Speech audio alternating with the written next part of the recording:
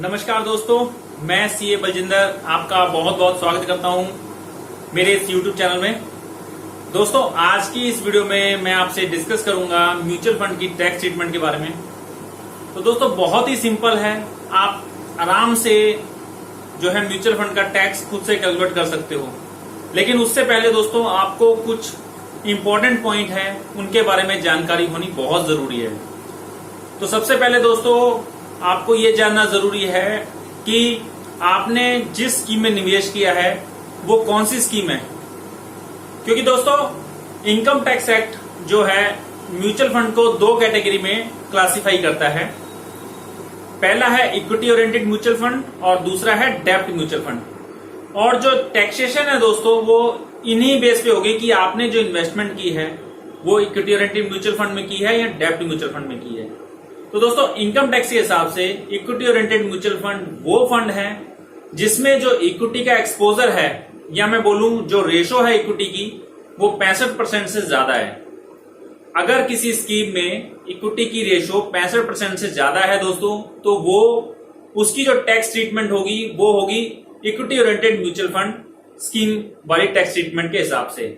और इसके ऑपोजिट, अगर जो रेशो है वो 65% से कम है, तो दोस्तों वो आएंगे डेब्ट म्यूचुअल फंड के अंदर। तो यहां तक आपको मैं उम्मीद करता हूं समझ आया होगा। दूसरा जो इंपॉर्टेंट पॉइंट है दोस्तों, वो है पीरियड ऑफ होल्डिंग। तो पीरियड ऑफ होल्डिंग होती है दोस्तों कि आपने उस म्यूचुअल फंड की स्कीम में कितना टाइम निवेश करके रखा, या मैं बोलूं उसको परचेज करने से उसको सेल करने के बीच का जो टाइम होगा उसको बोलेंगे हम पीरियड ऑफ होल्डिंग। बहुत इंपॉर्टेंट है दोस्तों पीरियड ऑफ होल्डिंग जानना, क्योंकि इसी के बेस पे हम ये कैलकुलेट करेंगे कि जो आपको कैपिटल गेन या लॉस हो रहा है वो लॉन्ग टर्म है या शॉर्ट टर्म है। क्योंकि दोस्तों, जो तीसरा पॉइंट है मैं आपसे डिस्कस करने वाला हूं वो यही है कि टाइप ऑफ जो गेन है, टाइप ऑफ कैपिटल गेन है, वो क्या होता है। तो दोस्तों, कैपिटल गेन में दो तरह के गेन या लॉस होते हैं, एक लॉन्ग टर्म होता है, एक होता है शॉर्ट टर्म। तो अगर पहले मैं बात करूं इक्विटी ओरिएंटेड म्यूचुअल फंड के बारे में, तो यदि आपका पीरियड ऑफ होल्डिंग मतलब सेल और परचेज के बीच का टाइम अगर 12 महीने से ज्यादा का है, तो उसको बेचने पे आपको जो भी गेन या लॉस होगा दोस्तों, इक्विटी ओरिएंटेड की बात कर रहा हूं, उसे हम बोलेंगे लॉन्ग टर्म कैपिटल गेन या लॉन्ग टर्म कैपिटल लॉस।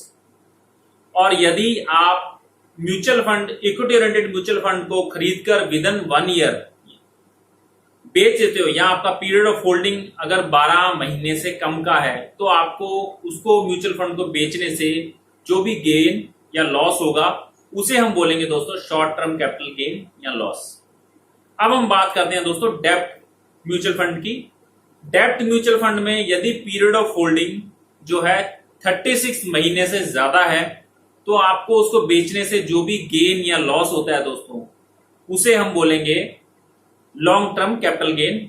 और यदि ये पीरियड ऑफ होल्डिंग, या मैं बोलूं आप विद इन 36 मंथ आप म्यूचुअल फंड को खरीदकर बेच देते हो, तो आपको जो गेन या लॉस हो रहा है दोस्तों, उसको हम बोलेंगे शॉर्ट टर्म कैपिटल गेन या लॉस।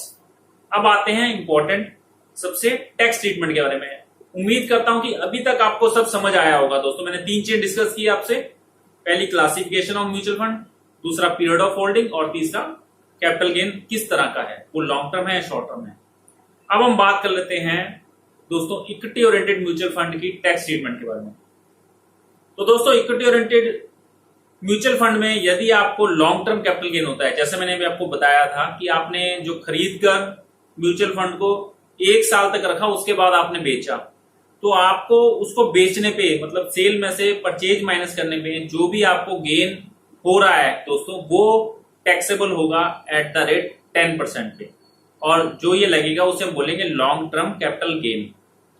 यहां पर एक बात ये ध्यान रखने वाली है दोस्तों कि 1 लाख तक यदि आपका गेन 1 लाख तक है, मतलब आपका सेल में से परचेज को माइनस करने पर अगर आपका जो कैपिटल गेन आया है, जो लॉन्ग टर्म कैपिटल गेन आया है, मैं लॉन्ग टर्म कैपिटल गेन की बात कर रहा हूं, अगर लॉन्ग टर्म कैपिटल गेन आया है वो 1 लाख से कम है तो कोई टैक्स नहीं लगेगा, और यदि वो 1 लाख से ज्यादा है तो आपको 10% के हिसाब से लॉन्ग टर्म कैपिटल गेन लगेगा। अब हम बात कर लेते हैं कि यदि आपने इक्विटी ओरिएंटेड म्यूचुअल फंड को विद इन 12 मंथ मतलब उसका जो पीरियड ऑफ होल्डिंग 12 महीने से कम था, आपने खरीदे म्यूचुअल फंड और विद इन 12 मंथ आपने उसको बेच दिया, तो जो आपका गेन होगा दोस्तों, शॉर्ट टर्म कैपिटल गेन, वो टैक्सेबल होगा एट द रेट 15%। तो आपको क्या करना है, आपको सेल में से परचेज माइनस करनी है, जो गेन आएगा उसको इंटू 15% कर देना है, तो आपका शॉर्ट टर्म कैपिटल गेन निकल आएगा। तो दोस्तों ये तो थी tax treatment equity oriented mutual fund की। अब हम बात कर लेते हैं डेब्ट वाले म्यूचुअल फंड की।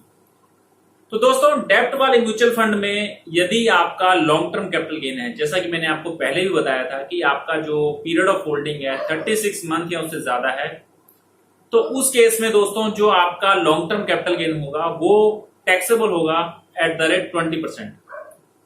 आपका जो भी मतलब सेल प्राइस होगा, इसमें दोस्तों एक बात और बता दूं, इसके अंदर इंडेक्सेशन लगेगी। इंडेक्सेशन होती है, आप अगर कैपिटल गेन इंडेक्स नाम से भी सर्च करोगे तो आपको गूगल पे भी मिल जाएगा, अदरवाइज आप रेडी रेकनर में इनकम टैक्स से चेक कर सकते हैं। तो इंडेक्सेशन बेसिकली क्या होती है दोस्तों, कॉस्ट ऑफ इन्फ्लेशन के जो उसको मिटिगेट करती है। सपोज आपने 4 साल पहले शेयर लिए थे, तो आज उसकी वैल्यू, उसकी परचेज वैल्यू जो है, अगर मैं कॉस्ट ऑफ इंडेक्स से मल्टीप्लाई करूंगा तो आज उसकी वैल्यू बढ़ी हुई आएगी। तो आपको क्या करना है दोस्तों, सेल में से कॉस्ट ऑफ इंडेक्स मतलब कॉस्ट ऑफ इंडेक्स माइनस कर देनी है, जो माइनस करके वैल्यू आएगी वो आपका लॉन्ग टर्म कैपिटल गेन होगा। ये लॉन्ग टर्म कैपिटल गेन दोस्तों टैक्सेबल होगा एट द रेट 20% से। अगर किसी को कॉस्ट ऑफ इंडेक्सेशन चार्ट चाहिए हो तो आप मुझे कमेंट बॉक्स में कमेंट करके पूछ सकते हैं, मैं आपको दे दूंगा। और इसी तरह दोस्तों यदि आपने जो डेब्ट फंड है विद इन 36 मंथ बेच दिया, तो इस केस में दोस्तों जो आपका गेन होगा वो शॉर्ट टर्म कैपिटल गेन, वो टैक्सेबल होगा आपकी जो इनकम टैक्स की स्लैब चल रही होगी उस टैक्स स्लैब के हिसाब से। सपोज आपका 30% टैक्स ब्रैकेट में आते हो तो आपका 30% के हिसाब से ये शॉर्ट टर्म कैपिटल गेन लग जाएगा, और अगर आप 20% के स्लैब में आते हो तो आपका कैपिटल गेन भी 20% की टैक्स स्लैब के हिसाब से लग जाएगा। तो दोस्तों ये थी टैक्स ट्रीटमेंट डेब्ट और इक्विटी ओरिएंटेड म्यूचुअल फंड की। लेकिन अगर आपको लगता है कि आपको अभी भी में कोई कंफ्यूजन है तो आप मुझे कमेंट बॉक्स में कमेंट करके पूछ सकते हैं। मैं कोशिश करूंगा आपके कमेंट को रिप्लाई करने का अच्छे तरीके से, और अगर आपको वीडियो पसंद आएगी तो इसे लाइक और शेयर करना ना भूलें। Thank you very much.